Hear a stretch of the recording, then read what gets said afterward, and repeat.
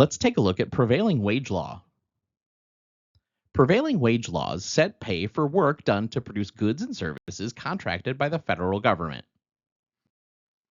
Prevailing wage laws require contractors on government funded projects to pay workers a wage that reflects the going rate in a given area, often set by unions.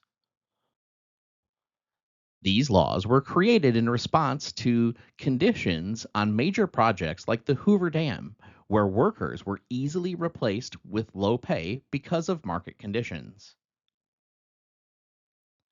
While intended to protect workers and stabilize wages, prevailing wage laws can raise government construction costs by mandating pay above the market rate.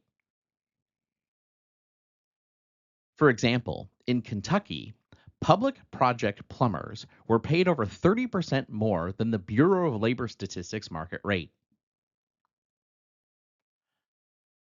Several federal laws contain prevailing wage provisions, including the Davis-Bacon Act and the Service Contract Act, and some laws now apply these requirements to temporary foreign workers. Although rooted in Depression era policy, these laws have evolved alongside broader social movements, including the Civil Rights and Equal Pay Acts. Debate over their impact will continue.